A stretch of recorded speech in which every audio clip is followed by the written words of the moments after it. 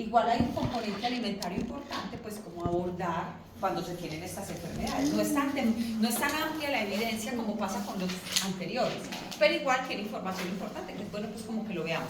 Quiere decir que estos dos van a ser como más superficiales, por decirlo así, porque el tema de nutrición para esos dos temas no es tan profundo, a diferencia de estos otros tres, que sí tienen un tema mucho más profundo desde la parte nutricional, ¿cierto? Entonces, el documento que leyeron, recuerden que lo vamos a trabajar es mañana, porque hoy de alimentos, pues vamos a hablar, pero tampoco es que sea mucho lo que vamos a hablar de alimentos como está en el documento que leyeron. Ese lo trabajamos mañana. Hoy vamos a hablar más de la fisiopatología de la hipertensión, de cómo se genera la hipertensión, pues aspectos como tal importantes para controlarlo. Yo creería que hoy alcanzamos a ver hipertensión e insuficiencia cardíaca, esos dos temas que los alcancemos a ver. Entonces, bueno, aquí tenemos pues como tal los temas que vamos a trabajar. Vamos a empezar con de la hipertensión. ¿Ustedes ya les han explicado algo en semestres anteriores acerca de la hipertensión? De pronto el niño, no sé, de la fisiopatología de la hipertensión, que ya conozcan aspectos de la hipertensión. Él sí lo mencionó. Pero de pronto que lo hayan visto, que ya lo conozcan más o menos acerca de la hipertensión. No. No, pues a fondo no. Listo. ¿Me apaga la luz, por favor, Samuel? No, la otra. Si me apaga la luz, gracias. Bueno, entonces dentro de la hipertensión, pues realmente es una de las enfermedades que más genera morbilidad, no mortalidad, también incluye la mortalidad, pero es de lo que más genera morbilidad. ¿Tienen claro qué es morbilidad? Sí. Enferma, pues. Enfermedad, ¿cierto? En cambio, mortalidad ya hablamos de muerte. Entonces, la hipertensión tiene una tasa demasiado alta de morbilidad y esa hipertensión es la que desencadena muchas otras enfermedades, como una enfermedad renal, como una insuficiencia cardíaca, como el edema, muchas otras enfermedades asociadas a la hipertensión. Por eso es que la hipertensión se considera de las enfermedades más prevalentes a nivel mundial. No causan mortalidad, pero sí es como en parte la causante para que se generen otras complicaciones y generen la mortalidad, entre ellas la parte cardiovascular, que ya vemos que es la primera causa de muerte, ¿cierto? Y esa primera causa de muerte está en gran parte asociada pues a la hipertensión. Eso te iba a preguntar, profe, si esa no es la que más causa muerte, entonces no se supone que, ¿cómo es? La isquemia, ¿cómo es? Isquemia cardíaca. Entonces, cuando es isquemia cardíaca, ¿a qué se refiere? La palabra isquemia se refiere a muerte, ¿cierto? Muerte por paro cardíaco, ¿qué? Muerte de parte del corazón, porque es cardíaca, ¿cierto? Porque cuando hablamos de una isquemia cerebral, por ejemplo, entonces porque hubo una partecita del cerebro que se murió, por decirlo así, como cuando uno habla de necrosis.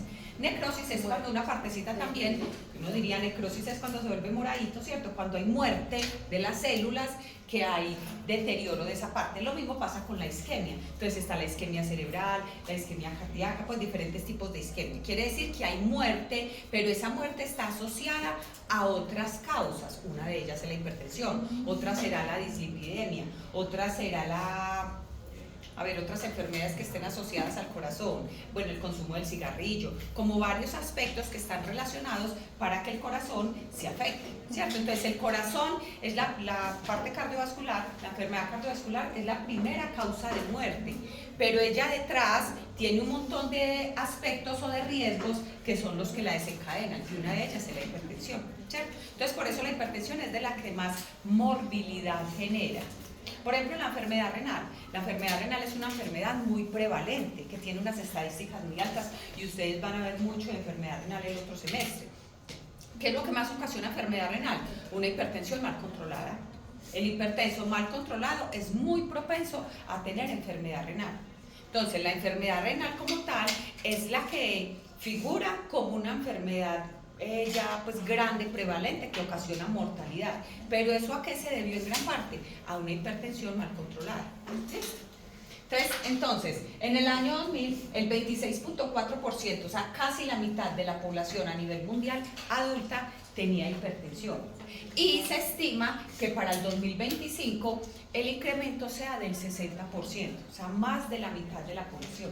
Tenemos mucha población hipertensa que no lo saben, porque son hipertensos, de pronto asintomáticos, o dice me duele la cabeza, pero no le presta atención a ese dolorcito de cabeza cuando puede ser que está empezando a presentar hipertensión, o las manos rojas, o la cara roja, diferentes síntomas que son los que muestran que está empezando a haber una hipertensión, pero que de pronto no le prestan atención a pesar de ya tener su diagnóstico, ¿cierto?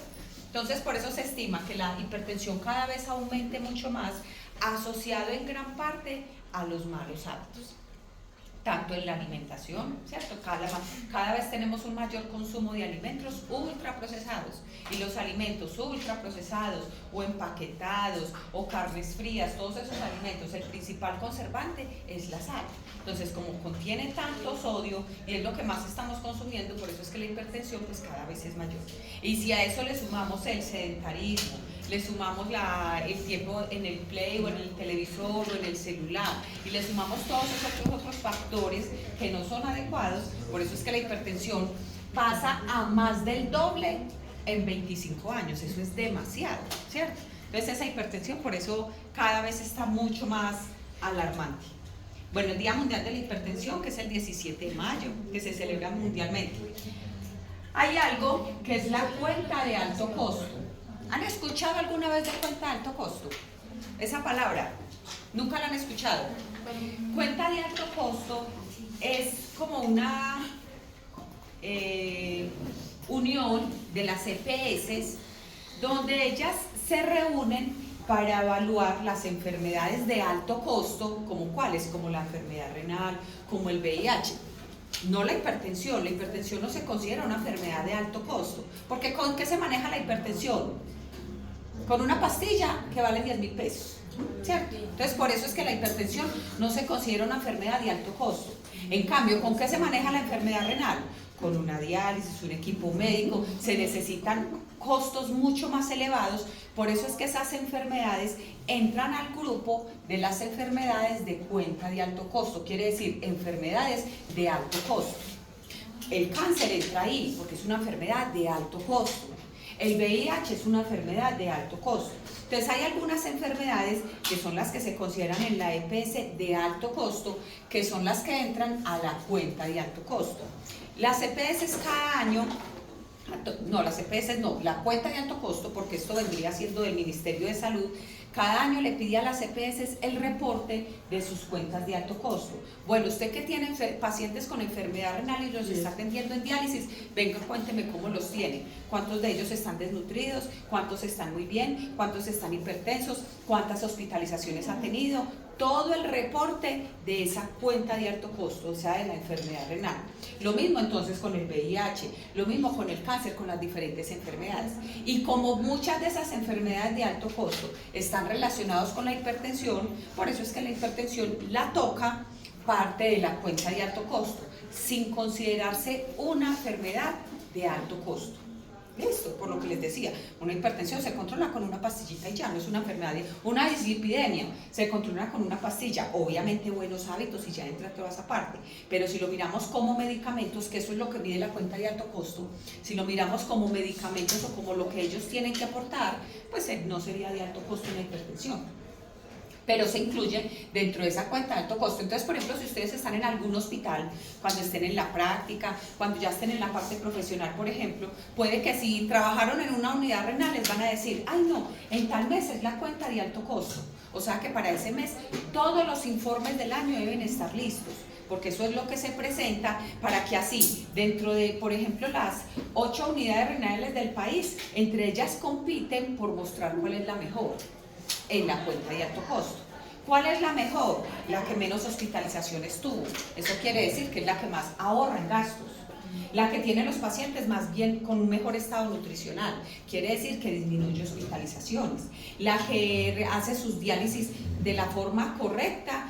Entonces eso ayuda a que el paciente no necesite otras diálisis extras, que eso se les hacen a algunos. Eso muestra que es una unidad renal efectiva. Lo mismo con otras enfermedades. ¿Listo? Entonces, entre ellas compiten. Entonces, todas las instituciones que manejan pacientes con VIH, entre todas ellas compiten, por decirlo así. O sea, ellas al año tienen que mostrar todas el mismo informe que les piden desde el ministerio, y de ahí se empieza a sacar como un récord. La que ocupó el primer puesto, la que ocupó el segundo puesto y la que ocupó el tercer puesto. ¿Listo? Entonces ahí es donde ellas mismas se van catalogando como unidades renales buenas o centros de VIH o diferentes enfermedades. Aquí, ¿qué tenemos? Entonces, que la población hipertensa, este es de los últimos reportes, tenemos que un 65% de la población solo es hipertensa. Hipertenso más diabético, casi el 20% de la población. Hipertenso con enfermedad renal, casi un 10% de la población. Hipertensión, diabetes y enfermedad renal, tenemos un porcentaje más pequeñito que es casi del 5%. La hipertensión, la enfermedad renal y la diabetes son 3 enfermedades casi que hermanitas. Si uno no cuida las tres van junticas.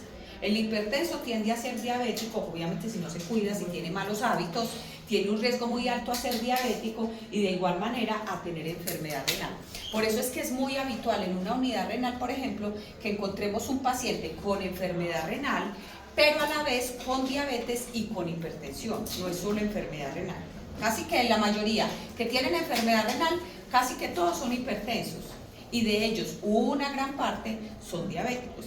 Por eso es que es tan importante esas 3 enfermedades, cuidarlas mucho, porque van junticas, entonces la una hace que se desencadene la otra. ¿Qué es importante en el hipertenso? Que se cuide mucho, porque la presión arterial, los riñones son quienes regulan la presión arterial. Entonces, cuando una presión arterial no está bien controlada, ¿cuál es el órgano que más sufre? Los riñones. Entonces, por eso es que una hipertensión mal controlada por 1 año, 5 años, 8 años, el que pasa muchos años siendo mal controlado, a largo plazo eso va a desencadenar en una enfermedad renal, ¿cierto? Entonces son enfermedades que por lo general siempre van junticas, y por eso es que es importante controlarlas. Cuando hablamos entonces de la hipertensión, entonces son 3 enfermedades como tal, como les decía ahorita, que van junticas, casi que son hermanitas, y por eso es que es importante cuidar. Una persona diabética, casi que en un gran porcentaje tiende a ser hipertensa, porque se desencadena en gran parte en los riñones, que son los encargados de regular la presión arterial, y a la vez también pues en el manejo de la diabetes. Cuando tenemos entonces la hipertensión arterial, esta se desencadena por diferentes factores. Uno de ellos es cuando tenemos una alta ingesta de sodio, ¿cierto? Sodio, principalmente sodio, ya sea porque tenemos un muy alto consumo directamente de la sal o porque consumimos muchos alimentos ultraprocesados, ¿cierto? Entonces, carnes frías 4 veces a la semana, o juguitos Maggi, juguitos Knorr, casi todos los días en todas las preparaciones, o puros alimentos procesados, empaquetados. ¿Dónde más encontramos el sodio, el exceso de sodio? Aparte de los que les mencioné. Salsas. En las salsas también. ¿En cuáles más? El atún por ser enlatado, en todos los enlatados, ¿cierto? Así sea un enlatado de verduras, igual tiene un alto aporte de sodio. ¿En cuáles más encontramos sodio? ¿Cómo? ¿Las qué?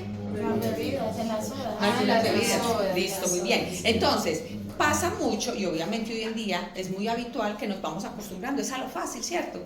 Que para el almuerzo un enlatadito de frijoles como para salir rápido, o un enlatadito de cualquier cosa, pero no nos damos cuenta que realmente el aporte de sodio que estamos teniendo es muy alto. Por eso en gran parte de lo que se promueve mucho desde la alimentación es volver a esos hábitos de hace 20, 30 años, que era los frijoles caseros, el arroz casero. Miren que ya hoy en día todo viene más fácil, que las pastas ya vienen preparadas, ya muchos alimentos vienen listos, pero no nos damos cuenta que todo lo que está ahí oculto es sal, ¿cierto? Entonces el alto consumo de sodio es lo que me conlleva a un daño renal cuando no está bien controlado y a que el sodio se vea aumentado.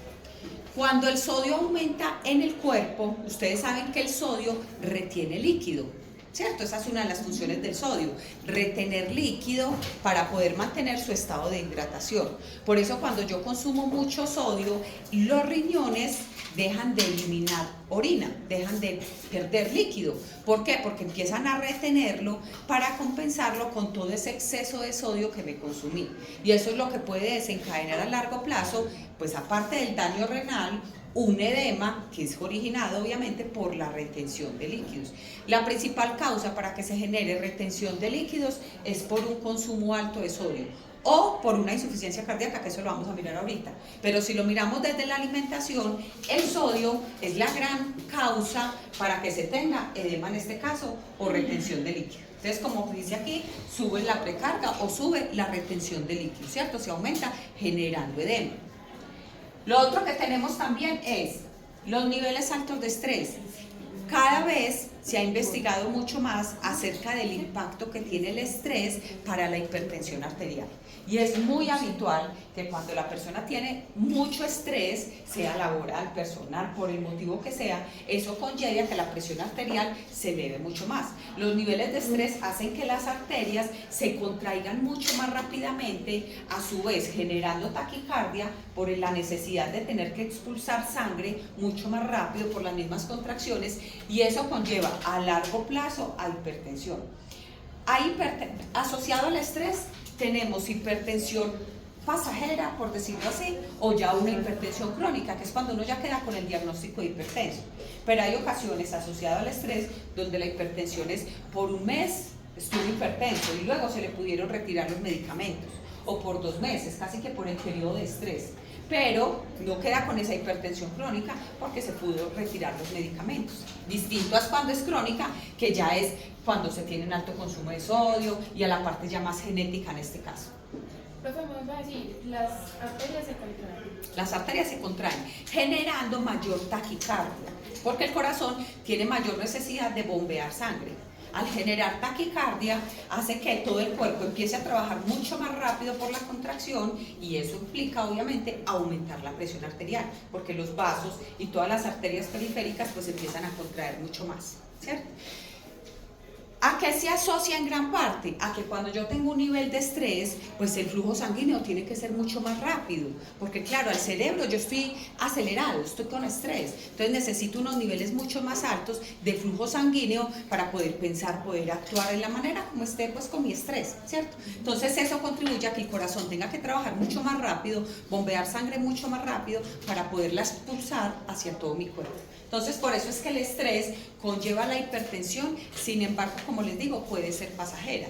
A hoy, muchos de los estudios que relacionan la hipertensión arterial con el estrés no son claros completamente en cómo se desencadena esa relación, pero la mayor asociación que se tiene es esa, va la vasoconstricción asociada a la taquicardia, y pues aquí aumenta el flujo sanguíneo en este caso.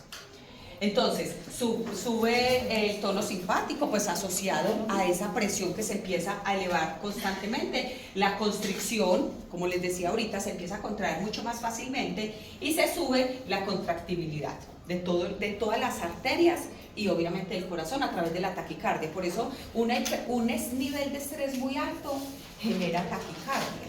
Y esa taquicardia es por el corazón estar tan acelerado, bombeando la sangre insuficiente. La causa genética, que esta es de las mayores causas asociadas a la hipertensión, ¿cierto? Cuando uno dice, sí, es que mi mamá fue hipertensa, o mi papá fue hipertenso, o mi hermano es hipertenso, el motivo genético, la genética, está muy asociada a la hipertensión.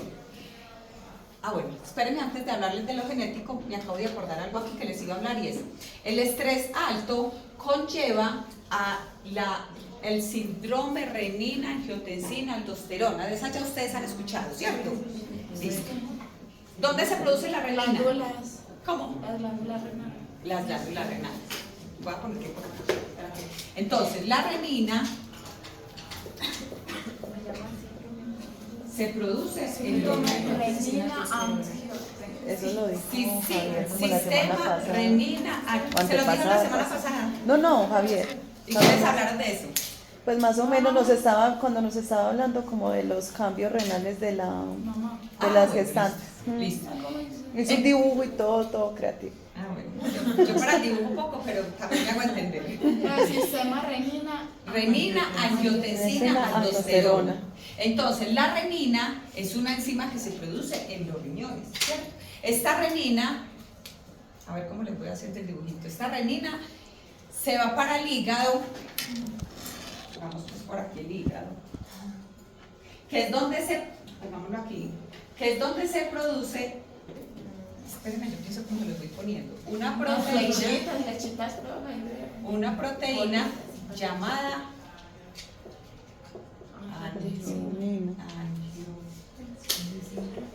angiotensinógeno. Ah, sí, luego pasa al 12. Eso. Entonces, produce una proteína llamada angiotensinógeno. El angiotensinógeno es el encargado de producir angiotensina, ¿cierto? Entonces, el sistema renina, lo voy a escribir acá, sería en el riñón, la renina. La angiotensina, que es debido al angiotensinógeno. Entonces, este produce, ya saquémoslo de acá, angiotensina 1. Angiotensina 1, bueno, no lo pongamos con numerito porque es con números romanos. Angiotensina 1. Y la angiotensina 1 desencadena angiotensina 2.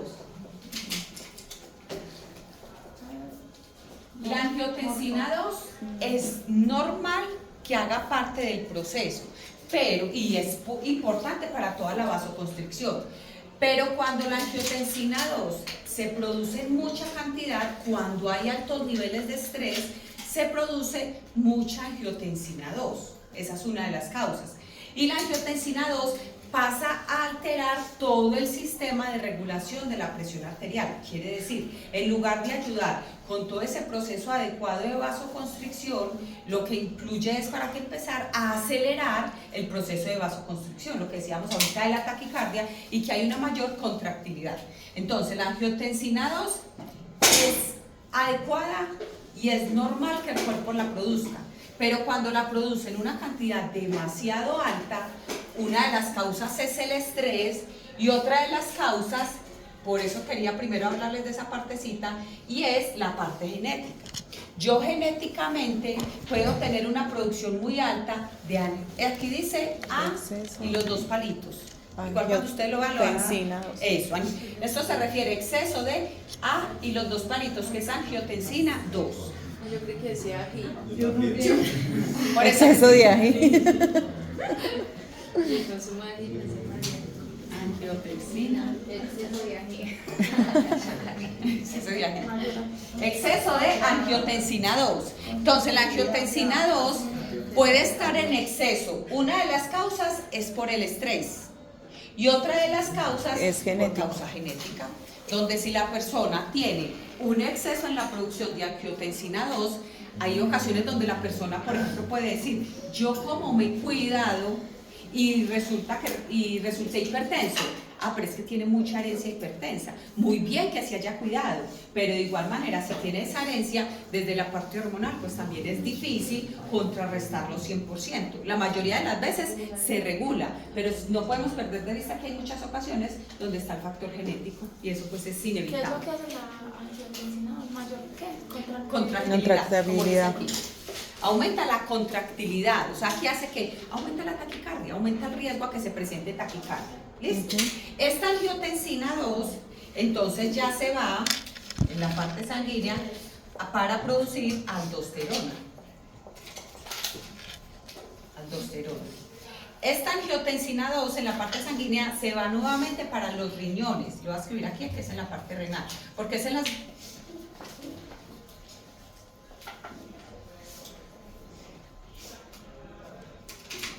En las glándulas suprarrenales es donde se produce la aldosterona. Quiere decir que vuelven al riñón. Listo, entonces, salió del riñón la renina, se fue para el hígado. A través de la proteína angiotensinógeno produjo angiotensina 1, angiotensina 2.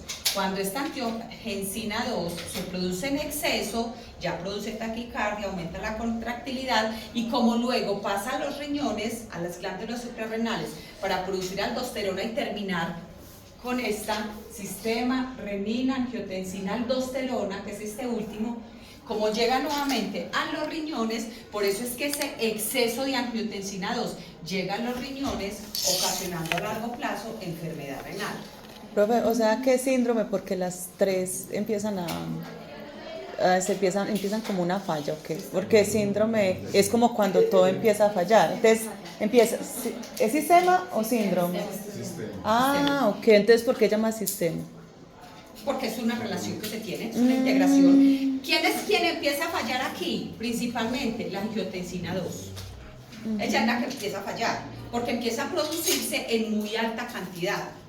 ¿Listo? Entonces, al tener una alta producción de angiotensina 2, ya al sistema renal se tiene una alta producción de aldosterona y ya empieza el sistema renina-angiotensina a alterarse, llevando una hipertensión, aumentando la presión y la contractilidad en todas las partes del cuerpo, no solo en el corazón, sino también en las arterias, en el cerebro. Por eso aumenta el riesgo a un accidente cerebrovascular, por ejemplo, porque aumenta la contractilidad. Pero en este sistema, ¿quién es la principal causa? La angiotensina 2 es quien más genera esa alteración inicialmente. Ya después de tener esta alteración, pues ya obviamente todo el sistema se empieza a alterar. Entonces, aquí cuando tenemos exceso de angiotensina 2 más alteración de las membranas celulares, todas las membranas se alteran, todas, ¿cierto? En el riñón, todas las membranas se van a alterar, en el hígado también. Entonces se empieza a alterar todo el sistema y todo está relacionado por una construcción arterial, ¿cierto? Que es donde se empieza a alterar, que todo eso va a conllevar a una resistencia periférica, o sea, resistencia del corazón por contraer sangre, ese flujo sanguíneo que está requiriendo para poder hacer el proceso. Dígame. ¿Cómo sabes cuando hay exceso de angiotensina en el cuerpo? Taticardia. Pues Ok, solo o no precisamente. Lo que pasa es que la persona puede tener un exceso de angiotensina y ser asintomático, porque está relacionado a la genética. ¿Cierto? Porque está relacionado a la genética. Sin embargo, la mayoría de las veces, pues ya se detecta, es cuando empieza la hipertensión, que para eso son los medicamentos, que son los inhibidores de la ECA. Ay, ¿cuál es la palabra ECA? Son bloqueadores, son beta bloqueadores, no recuerdo bien ECA, así, inclusive creo que por aquí está, no recuerdo las siglas como tal que significa. Si quiere alguno me lo busca, por favor. Es así, ECA. Pero son beta bloqueadores. Son los beta que bloquean este paso. Eso es lo que hacen los antihipertensivos, en gran parte, bloquear este paso para que no haya una alta producción y así se pueda seguir teniendo producción de angiotensina porque el cuerpo normalmente pero la no produce, tan acelerado, pero no en exceso, ¿cierto? Entonces, por eso los medicamentos para la hipertensión por lo general se llaman beta bloqueadores, porque bloquean el sistema para que siga funcionando de una manera adecuada y así los riñones no se tengan que sobrecargar con ese exceso de producción. De un 100% más o menos, ¿cuántos son por alteración genética que tengan hipertensión? Más o menos. Habría que buscar estadísticas, pero muchas. Y la mayoría de las veces es causa genética. Lo que pasa es que la mayoría de las veces la genética está unida a la alimentación. O sea, aparte de que yo tengo la genética de que la familia es hipertensa, tiene malos hábitos. Entonces ahí uno diría, sumamos las dos. Pero cuando uno va, habría que mirar bien estadísticas específicas, pero cuando uno va a mirar realmente la genética, la mayoría de las veces es genética. Muchas de las causas, cuando empieza el médico a indagar, o uno desde nutrición a indagar, ah, sí, mi mamá fue hipertensa hace 20 años, ah, sí, mi papá tal cosa, o así, uno empieza a ver y sí hay mucha parte genética que está muy relacionado a los hábitos y más hoy en día. Por eso es que hoy en día las estadísticas apuntan mucho a hábitos alimentarios, pero no se puede desligar esa genética que es tan importante, ¿cierto? Dígame. ¿Qué sucede si se bloquea totalmente la angiotensina 2? No pasa nada. Lo que pasa es que la angiotensina 2 es importante para mantener regulado el sistema de la presión arterial. Entonces, una de las causas podría ser la hipotensión, esa podría ser una de las causas. Cuando hay un exceso de medicamento o cuando hay una baja ingesta de sodio, pues que realmente es tan mínimo el consumo de sodio que puede conllevar a que se tenga una hipotensión. Pero la idea no es bloquearlo totalmente porque es fisiológico que el cuerpo produzca angiotensina 2 y hace parte del proceso. El problema es el exceso de angiotensina 2. ¿Listo? Bueno, entonces ahí vamos. Entonces tenemos la parte genética que es tan importante. Otro de los motivos, la obesidad. ¿cierto? La obesidad, empecemos como dijimos la vez pasada, la obesidad ya nos está generando inflamación, ¿cierto? La obesidad ya nos está generando un proceso inflamatorio donde nos aumenta las interleuquinas que habíamos dicho, el factor de necrosis tumoral. Al tener esa elevación del proceso inflamatorio, ya eso conlleva de igual manera que las arterias se empiecen a contraer por estar con ese proceso inflamatorio. Entonces, en una obesidad, la obesidad conlleva que el flujo sanguíneo tiene que ser mayor, porque el cuerpo ocupa más espacio, tiene un mayor volumen. Entonces, el corazón tiene que bombear mucho más rápido sangre para poder expulsar hacia todas las partes del cuerpo. Y las arterias, obviamente, tienen que hacer una presión mayor para poder llegar a las piernas, que es la parte más lejana del corazón, o poder llegar a todas las partes del cuerpo. Entonces, la obesidad produce un hiperinsulinismo. Ya habíamos visto que la obesidad desencadena el riesgo a aumentar la resistencia a la insulina, ¿cierto? Aquí hay hiperinsulinismo, pero no quiere decir que nos vaya a dar una hipoglicemia porque tenemos un exceso de insulina. Tenemos un exceso de insulina, pero es un exceso de insulina que no es efectiva, lo que habíamos dicho de la insulina. El páncreas puede producir insulina perfecto, pero si hay resistencia a la insulina, es una insulina que no es efectiva, no realiza la función que debería realizar. No necesariamente el páncreas deja de producir insulina, en algunos casos, ¿cierto? Entonces, aquí puede haber un hiperinsulinismo, pero es un exceso de insulina que no es efectiva para el cuerpo, no es utilizable 100%. Ese hiperinsulinismo lleva a una disfunción del endotelio, obviamente por la alteración tanto en el exceso de insulina como en la misma presión arterial que estamos viviendo por la aldosterona. Todo esto conlleva a que la contractilidad nuevamente sea mayor y se aumenta el riesgo también a la hipertensión. El epitelio del sistema de las venas. ¿Cómo? El epitelio de las... Sí, de toda la parte cardiovascular y de las arterias. Todo está relacionado con la parte cardiovascular, todo lo que estamos mirando es relacionado con la parte cardiovascular, que es la que más se nos... Y obviamente con los riñones, pero la parte renal es cuando llegan las aldosteronas. ¿Listo? Que llegan al riñón. Aquí es donde tenemos nuevamente la parte renal.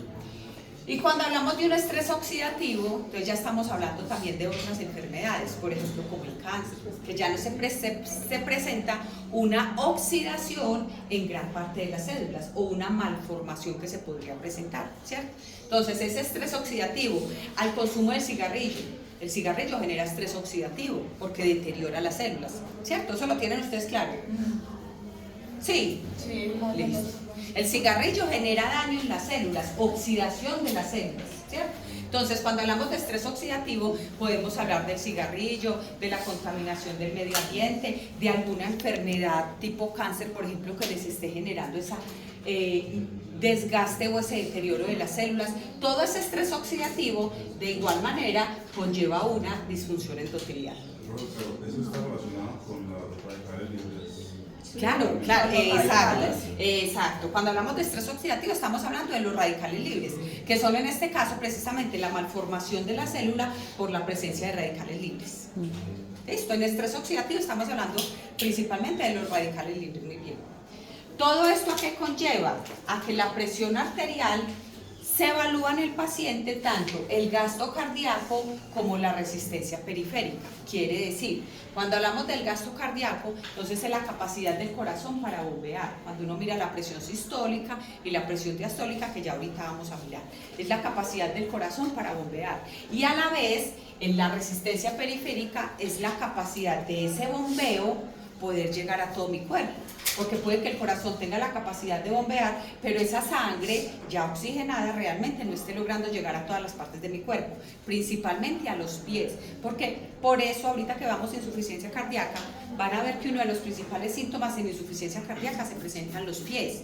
¿Por qué? Porque es la parte más lejana de mi corazón. Entonces, cuando el corazón bombea, es a la que más se le dificulta llegar el flujo de sangre. Porque si tenemos un bombeo débil, no va a alcanzar a llegar ese bombeo hasta la parte de mis piernas, que es la parte más lejana. Por eso uno de las primeras síntomas es el edema en las piernas, porque es donde más se dificulta llegar ese flujo sanguíneo, ¿cierto? Y por eso se generan las venas varices también. Esa es una de las causas. La hipertensión sí. Ya si hablamos de insuficiencia cardíaca, ya tendrían que, pues, desde la parte médica, empezar a evaluar si eso generó la vena varice. Pues no sabría decirle si hablamos de vena varice, pero como hipertensión sí. ya como falla cardíaca. pues, Y los pies fríos, profe. Los pies fríos, ¿qué indican?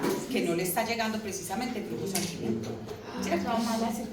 Mala circulación. Entonces, por eso es que es tan importante cuando una persona, por ejemplo, tiene los pies muy fríos, que los levante, para que así la sangre retorne mucho más fácil, porque es que se le dificulta bajar y volver a subir, porque las piernas son la parte más lejana. No es lo mismo en los brazos, que los tengo aquí cerquita. Entonces, cuando las piernas están, por ejemplo, muy frías, la recomendación siempre es elevarlas para que la sangre pueda retornar mucho más fácilmente y así el corazón pueda circular, o acostarse derecho, pues planito, pero no estar así derecho, porque las piernas de pie se dificulta mucho más llegar el flujo sanguíneo, pero eso influye. Y lo mismo el edema, que ahorita vamos a mirar todo lo de los tipos de edema que se presentan mucho, sea en la hipertensión o en la insuficiencia cardíaca. Si miramos esta partecita en resumen, entonces, la hipertensión se presenta por varios factores, por estrés oxidativo, donde se incluyen los radicales libres muy bien, la obesidad, que es una causa importantísima para que se presente hipertensión, la parte genética, que siempre va a ser importantísima, ¿cierto? El estrés. Y también cuando como que no se sanan las heridas como en los pies, también es por eso. Pero ahí habría que Plaquetas. mirar. Las proteínas también. Eso tiene muchas causas. Porque puede ser, por ejemplo, si es diabético, empecemos por ahí. Si es diabético, la primera causa va a ser la diabetes, más que la hipertensión, más que una vena varice o algo así, por un lado. Por otro lado, habría que mirar, por ejemplo, el consumo de proteína, que eso es lo que vamos a mirar cuando veamos úlceras o heridas. La proteína es fundamental para que la herida cicatrice. El consumo de vitamina C, porque la vitamina C es la que nos ayuda a formar colágeno y a que la piel sane. Entonces ya cuando hablamos de heridas, ahí sí tiene muchas otras causas, ahí sí es diferente. Bueno, tenemos la genética, entonces cuando hay un nivel de estrés muy alto, o cuando hay la alimentación, esta es una de las causas que mire que va derechita a ocasionar daño renal, sin siquiera pasar por ninguno de estos procesos, ¿cierto?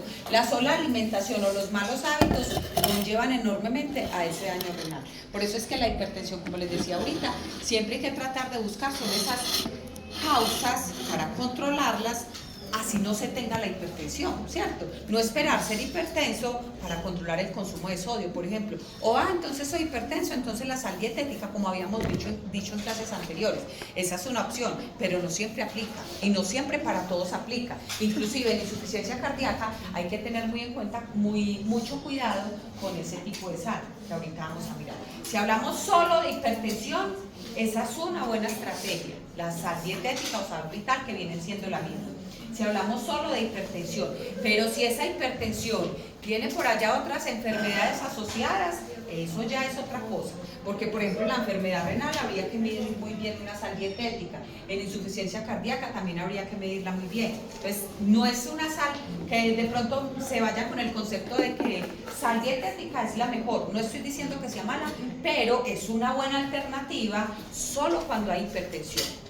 Listo, de resto hay que evaluarlo muy bien para mirar si realmente, porque el sodio y el potasio por lo general siempre van junticos, entonces el sodio y el potasio siempre están regulados. Si yo tuviera una sal dietética que me tenga un muy alto aporte de potasio, pero no me esté aportando sodio, habría que mirar también desde la parte renal si realmente eso es bueno, ¿cierto? Entonces, si es solo hipertensión, para que eso trato de que les quede claro, que de pronto no se vaya con el concepto de que sal dietética, entonces siempre que hay hipertensión. Si es solo hipertensión, es una buena alternativa. Pero si es hipertensión más otras enfermedades, así sea diabetes, renal, insuficiencia cardíaca, cualquier otra cosa, hay que evaluarlo bien. ¿Listo? Y por eso al paciente siempre le mandan exámenes de potasio, exámenes de sodio, que esos son como los exámenes de rutina. Siempre mandan dentro de los electrolitos sodio, potasio y calcio. Casi que siempre mandan esos tres, porque son de los que están en la rutina para poder mirar cómo están esos niveles de potasio y esos niveles de sodio. ¿Listo?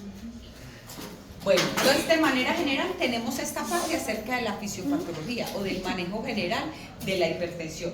¿Qué es importante entonces en cuanto a la angiotensina? Pues tener ese consumo adecuado desde la alimentación para tratar al máximo de que una alimentación más un estrés me desencadene mayor riesgo. ¿Listo? Eso en esta partecita. Ahora, Si miramos entonces la hipertensión, hay varias formas para clasificar. La hipertensión sigue siendo factor de riesgo cardiovascular que más genera morbilidad, ¿cierto? O discapacidad produce en el mundo. ¿Listo? Entonces ya sabemos que no es mortalidad. Sí conlleva, pero a la persona no le dicen, ay, murió por hipertensión.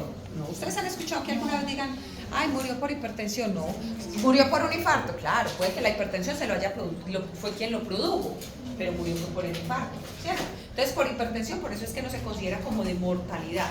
Pero sí es ese riesgo por ahí oculto que va, que mejor dicho es el que afecta a muchos órganos en este caso.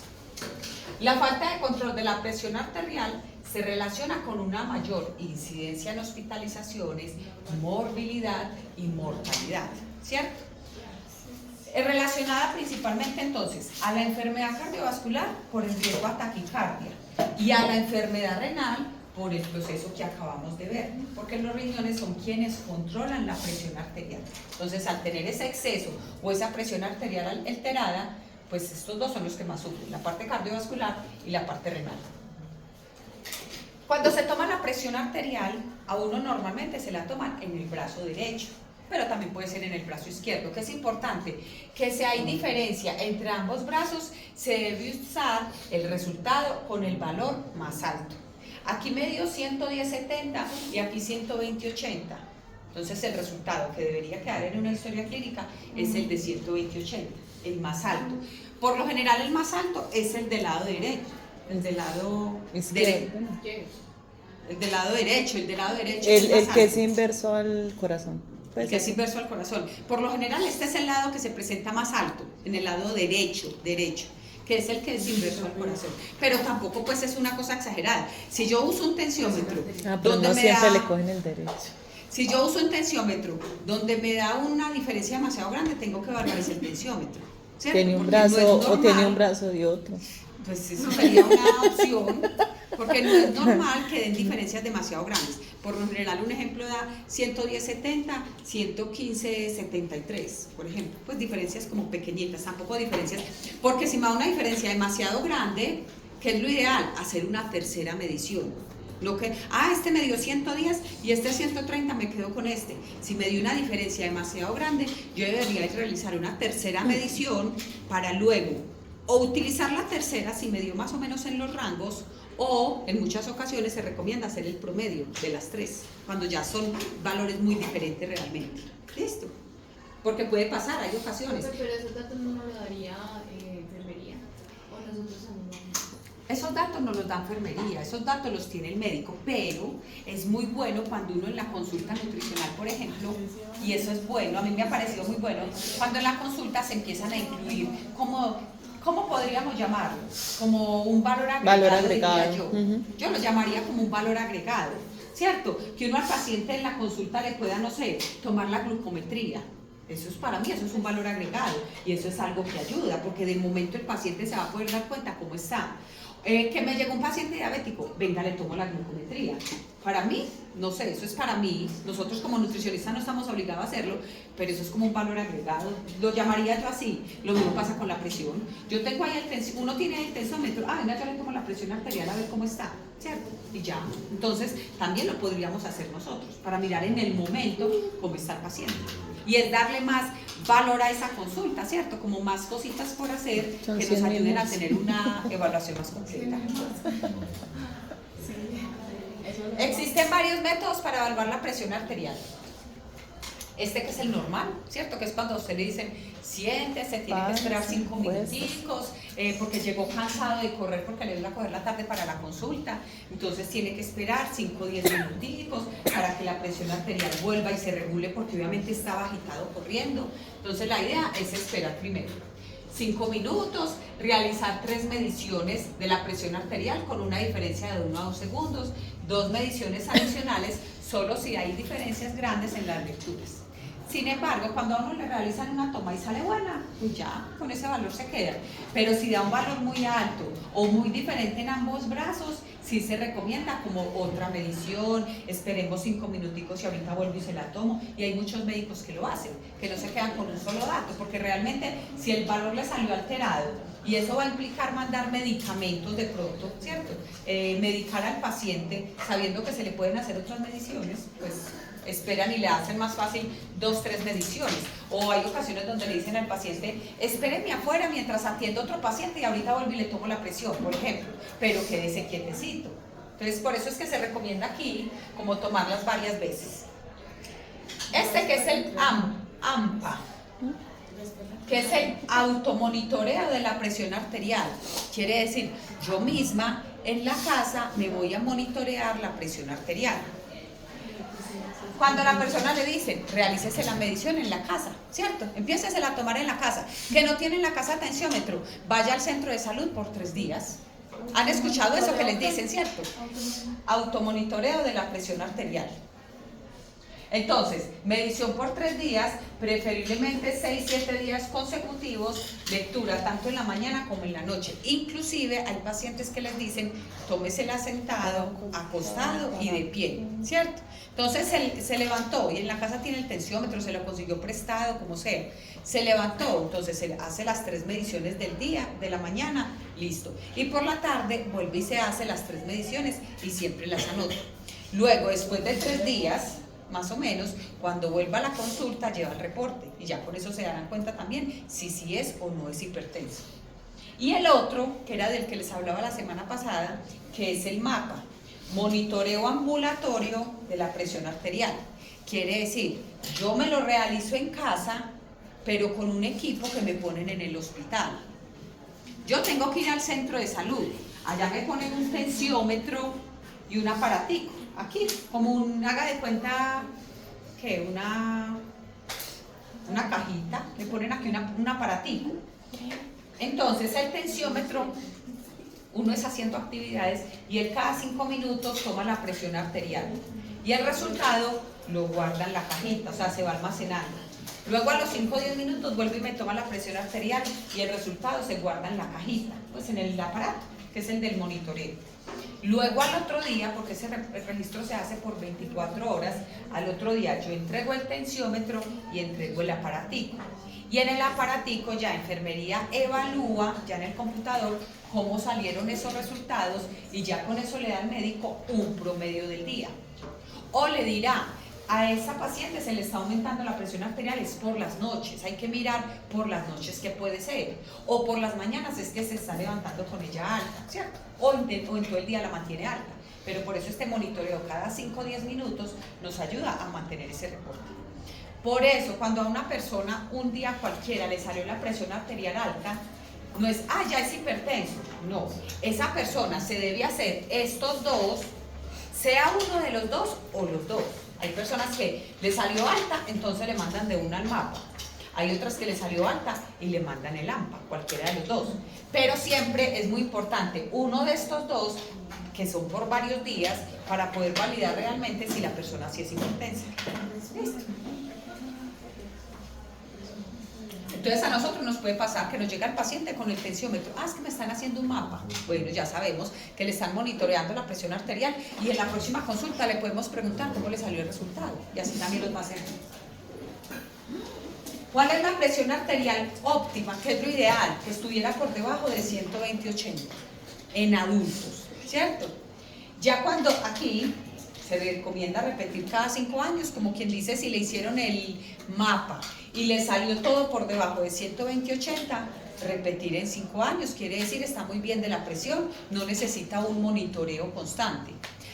Ya cuando empezamos a tener la presión un poco alta, que es de 120 a 129, la sistólica, o la diastólica, que ya de 80 a 84, ya se recomienda repetirla más seguido, cada 3 años dice aquí, obviamente eso ya será del médico y de la EPS y cada uno lo mandará pues en el criterio que quiera. Aquí esto simplemente es la literatura quien nos lo recomienda, ¿cierto? Habrá pacientes que, cada 6 meses vamos a monitorear la presión arterial o cada año. Esto es por literatura que dicen cada 3 años, pero realmente nunca se va tantos años para que le vuelvan a uno a mandar exámenes como un mapa o algo así para monitorear. Pero que lo importante, que si ya estamos por encima de 120, se considera normal, pero ya no está tampoco en condiciones óptimas. Ya nos está mostrando que está empezando a tener un riesgo de que esa presión arterial se suba, ¿cierto? Luego, de 130 a 139 o de 85 a 89, hay que empezar a considerar si la persona está empezando a presentar hipertensión. Ya les voy a mostrar que la hipertensión enmascarada, que hay dos tipos de... ¿Han escuchado hablar de la hipertensión de bata blanca? No, listo, ya ahorita les voy a mostrar junto con esta hipertensión enmascarada. Y esa se recomienda ya repetirla un poco más seguido. Aquí es donde ya hay que mirar si se puede empezar a mandar alguno de las dos mediciones, el AMPA o el MAPA. O cuando está por encima de 140-90, que ya se considera hipertenso, no con una toma. Que hoy me salió en 150-90, por ejemplo. Puede que hoy, porque hoy estuvo muy estresado, ¿cierto? Hoy estuve tan estresada que se me subió la presión arterial, lo que yo les decía ahorita. Con el estrés se sube, pero puede ser temporal, más no crónico. Entonces puede que hoy me haya salido muy alta. No quiere decir que con una toma yo ya sea hipertenso. Si me salió muy alta, que es fundamental, obviamente que me manden exámenes para poder mirar si realmente sí soy hipertenso. Si definitivamente está por encima de 140-90, ahí sí se considera que la persona es hipertensa. Dice, confirmar diagnóstico con cualquier medida, ¿cierto? Mediciones repetidas o el AMPA o el MAPA, como ya habíamos dicho. Entonces, con una sola medición no podemos decir que es hipertenso, pero sí podemos generar la alarma. Lo mismo en la casa, con los familiares, que uno le toma la presión arterial y le sale alta. Si no es hipertensa, ¿qué le puede uno decir? Hágase revisar, porque ya esa presión arterial se le está empezando a subir, ¿cierto? Entonces es como de generar esa alarma para empezarse a cuidar de la presión arterial. ¿Dónde? Entonces, de la hipertensión arterial, mírenlas acá. Cuando hablamos de hipertensión de bata blanca, es cuando el paciente, como uno diría, se asusta en la consulta, ¿cierto? El paciente, la presión arterial se eleva en la consulta. Le vio la bata blanca y se asustó. Vio la bata blanca y se asustó, por eso se llama así.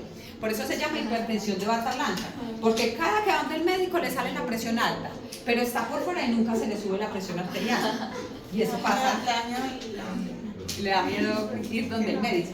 Y así se considera. Y hay muchas personas que es así, que van a la consulta, tienen la presión alta, le mandan el MAPA, le mandan el AMPA, cualquiera, y todos le salen perfectos. Pero vuelve donde el médico y vuelve y le sale alta.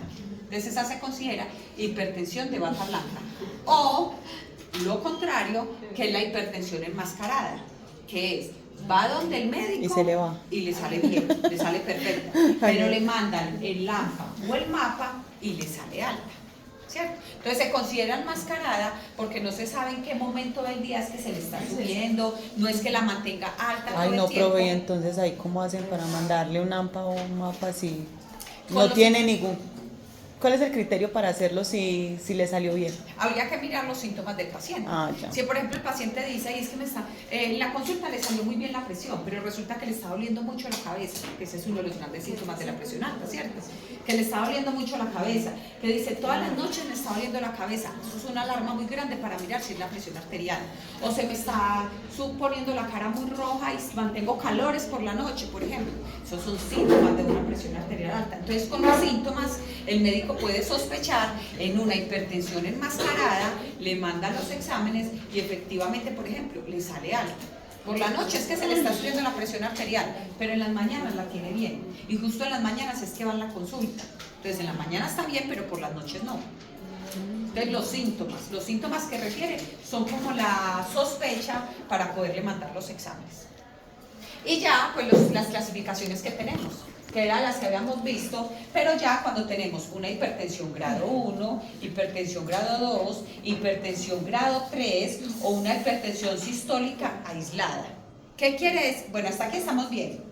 Las hipertensiones, porque ya se realizó el examen, se realizó el MAPA o se realizó el AMPA, cualquiera de los exámenes, y ya definitivamente usted en el día mantiene en promedio la presión 185, 100, por ejemplo.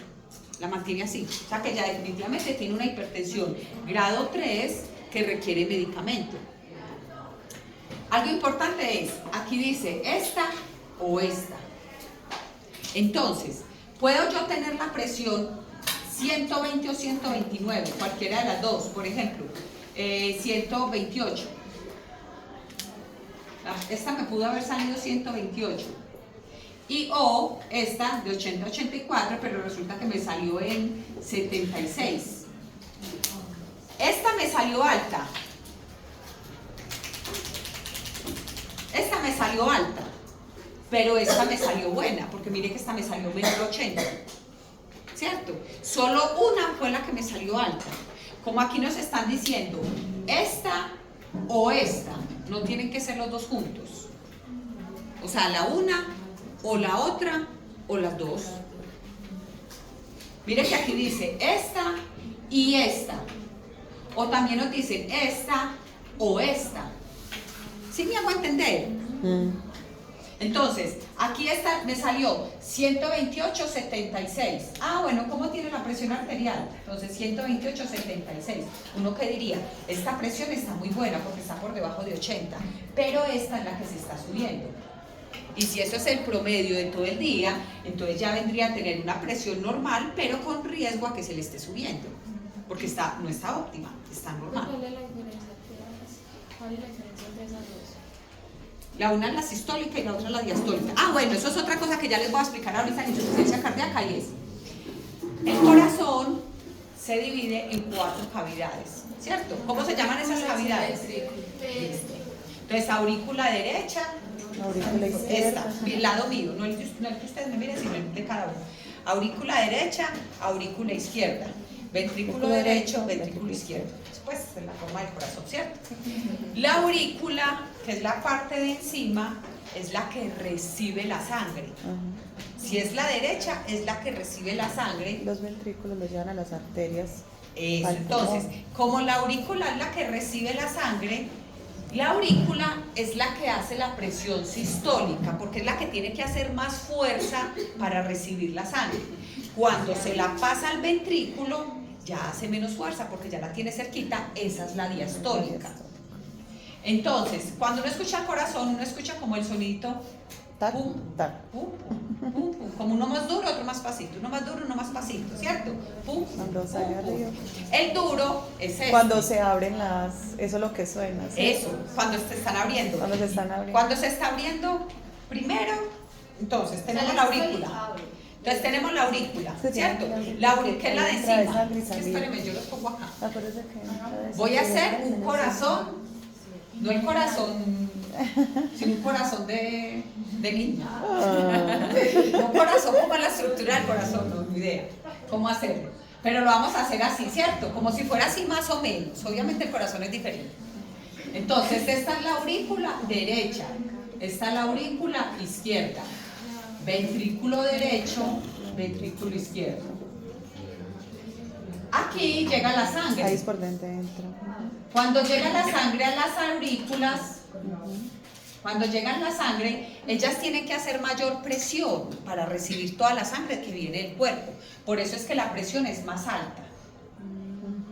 Y cuando de aquí se abre la válvula para pasar a los ventrículos, Ahí es cuando ya es suena. más pequeñita, y esas son las sistólicas.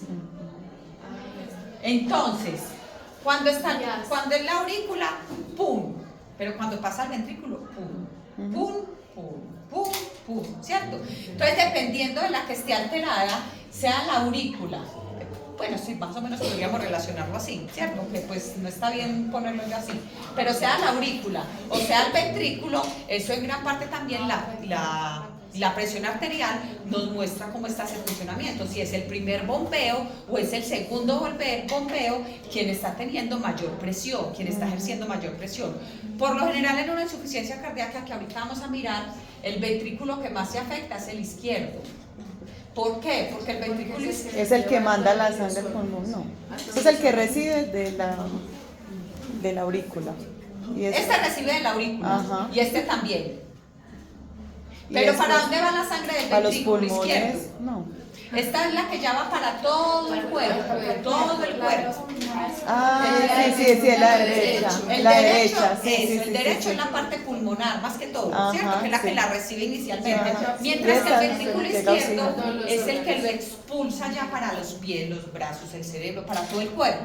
Entonces, como este es podríamos decirlo así, que es el que mayor presión debía realizar, porque es el que la expulsa para todo el cuerpo, por eso es que cuando hay una falla cardíaca, el ventrículo izquierdo es quien más se afecta, porque es el que más debe expulsar sangre en este caso, ¿cierto? Pues o más tiene tiene una tarea más grande, Presión, más compleja, claro. por decirlo así, porque es el que debe expulsar toda la sangre, ¿cierto? Sí. Ahorita vamos a mirar igual, en falla cardíaca, que pues, cuando hay falla cardíaca, ¿cómo? Cuando hay falla cardíaca en el ventrículo izquierdo puede generar edema pulmonar también o algo así. Eso ya lo vamos a mirar. Entonces, la falla cardíaca puede ser el ventrículo izquierdo, que es la más habitual, pero también el ventrículo derecho, ¿cierto? La más habitual es en el izquierdo, ya vamos a mirar. Pero ya sabemos por qué, porque es el que manda la sangre para todo el cuerpo, ¿cierto? Arraigarla para todo nuestro sistema como tal. Entonces, en esta parte, independiente de que tengamos esta o esta, con una de las dos ya se considera algún tipo de hipertensión. Y cuando hablamos de hipertensión sistólica aislada, quiere decir que tenemos un día cualquiera, mira que aquí no dice I-O, sino I, o sea que cumple los dos criterios, ¿cierto? Porque ya no dice I-O, dice la I solita, o sea que tiene que cumplir con los dos criterios, este y este. Entonces, un día cualquiera me midieron la presión y me salió 140/85, porque es menor a 90. 150/85. Hoy me salió 150/85, hoy, pero mañana no. Entonces, por eso se considera aislada, porque fue un día cualquiera. ¿Por qué? Es que ese día estaba muy estresado porque tenía el parcial de adulto. Entonces, ese día le salió el 150/85. Ay, no. Entonces, es un día cualquiera. Pero si esto fuera de todos los días, ahí sí ya tocaría clasificarlo en algún grado de hipertensión. Por ejemplo, si tuviéramos este resultado, si lo tenemos como aislado, ya sabemos, fue un día cualquiera, me salió alta, ya mañana otra vez está perfecta, o me dieron una mala noticia, bueno, lo que haya sido. Pero si este resultado fuera de las 24 horas en promedio, ¿dónde lo ubicaríamos? ¿Ustedes dónde lo ubicarían? ¿Qué dijo? En el 2. Si este resultado no fuera aislado, como nos pasó en este caso que fue aislado, si no fuera aislado, entonces ¿dónde lo ubicaríamos? Sí, en el grado 1. Entonces miremos a ver, en grado 1 esta nos aplica, ¿cierto? Sí. Y esta 85 Sí. nos aplicaría aquí, Sí.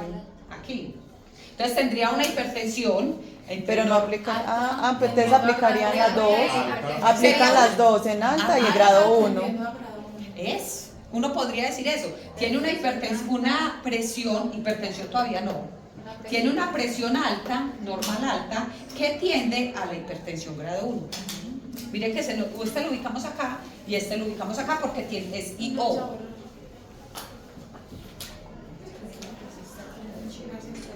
Entonces ahí lo tendríamos en los dos rangos en este caso, ¿cierto? Que yo le voy a clasificar, que voy a decir que es hipertensión grado 1, pues en este caso, por una de las dos hipertensiones, de las presiones arteriales, nos aplicaría. Pero si lo miramos realmente, está entre las dos. Y si es aisladito, un día cualquiera, ahí sí me aplica como una hipertensión aislada, un día cualquiera que se le elevó. ¿Listo?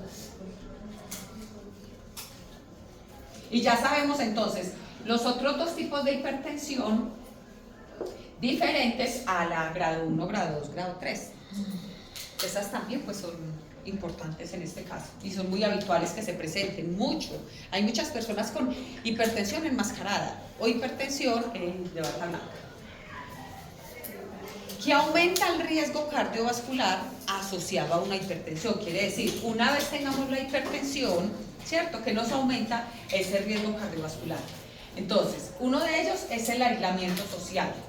¿Por qué? Porque al tener un aislamiento social, obviamente tenemos un mayor riesgo, ya sea a la depresión, un mayor riesgo a diferentes sintomatología, por llamarlo así, de la persona, relacionados a ese, de pronto, bajo consumo alimentario, todo lo que tiene que ver con un aislamiento, como lo habíamos visto, por ejemplo, en los hogares geriátricos, que es habitual, por ejemplo, que se presente más fácilmente la desnutrición.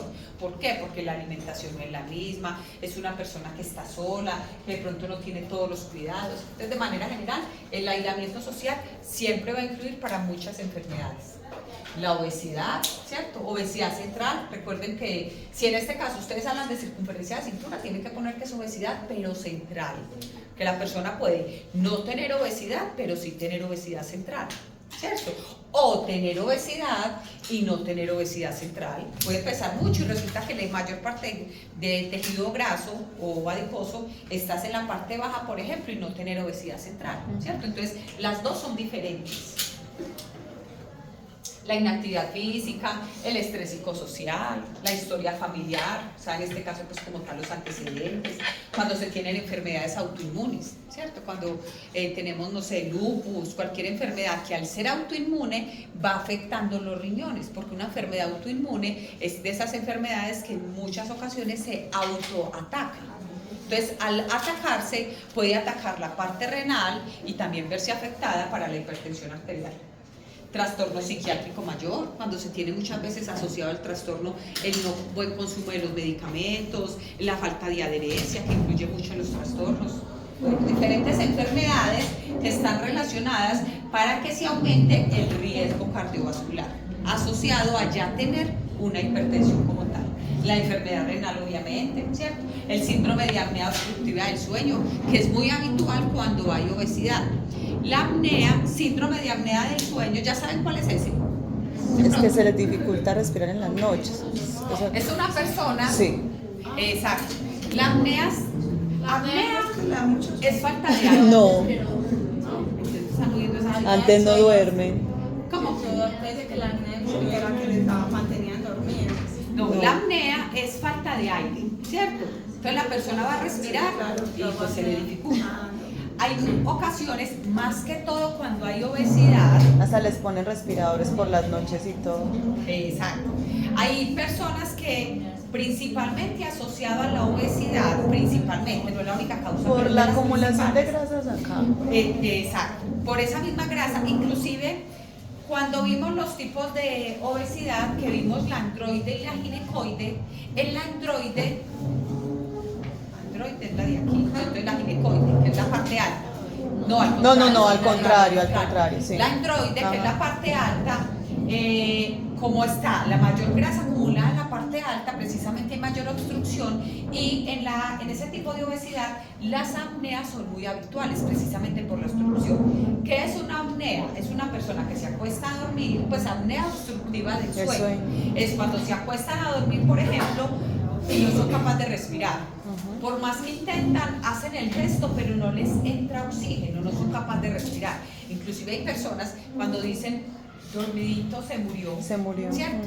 Muchas veces puede ser por una apnea, porque la apnea, si esa falta de aire puede pasar un minuto sin recibir ese aire, la persona se puede morir. Entonces debe ser. Entonces hay personas que hacen apneas, pero de 10 segundos, de 15 segundos, de 20 segundos. Cuando uno con algún familiar, en este caso, identifica que está haciendo esas apneas, de Y esos ronquidos como cuando despierta.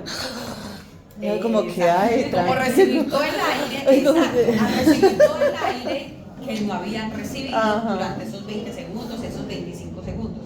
Esas apneas hacen que el cuerpo deje de recibir oxígeno y por lo tanto pues va conllevando también a que todo el sistema celular o de neuronas pues se vayan deteriorando. Por eso es un riesgo y por eso cuando una persona está empezando a presentar apneas en algún familiar que el paciente no se da cuenta, la persona no se da cuenta que está haciendo apneas porque la persona está dormida. Pero el acompañante, por lo general, siempre es quien se da cuenta que están presentando apneas. Ahí les mandan un estudio del sueño, los llevan al hospital a dormir todo el día, toda la noche, para ver cómo duermen y si hacen apneas, y ya con eso les mandan el CPAP, que es el aparatico para poder dormir, que les dé oxigenación toda la noche. Pero entonces aquí con las apneas es muy importante porque estas apneas, como aumentan la presión arterial en el momento que vuelven a respirar, pues aumenta enormemente el riesgo cardiovascular. Y como les digo, si son apneas del ventrículo izquierdo. Y por eso en este caso, si las apneas son mayores a 1 minuto, realmente son peligrosísimas. Entonces si uno los identifica, pues sí sería bueno como alertar al médico para que les manden exámenes dado el caso se identifican. Pero es muy habitual en la obesidad. Casi que muchos obesos presentan apneas asociado a lo mismo, a su tejido graso que les dificulta la respiración. ¿Cuál es la recomendación con estas personas? Que duerman con una almohada muy levantada. Es que mire que son cosas sencillas, pero que uno mismo realmente, si uno tiene un paciente que le está refiriendo esas, aunque uno diga, eso es del médico, no importa, nosotros le podemos hacer muchas recomendaciones. Duerma con almohadas dobles O hay muchas personas que a la cama, por ejemplo, en la parte de arriba, le ponen 2 paticas, 2 taquitos de madera, bien puestecitos. Así ya la cama quedó levantada, quedó inclinada y eso disminuye el riesgo de apneas, ¿cierto? De dormir con doble almohada o levantar la cama ayuda mucho, porque así ya el cuerpo no está plano, sino que está hacia abajo. Entonces facilita la respiración. Creo que podemos descansar un momentico. Claro, ¿qué horas son? Así ya son las 9:25. Ah, Bueno. no en el suyo, pero tiene 30. Son las 31, Ya están casaditos, háganle. Y eso se ve muy largo. Claro. Sí, muy buena.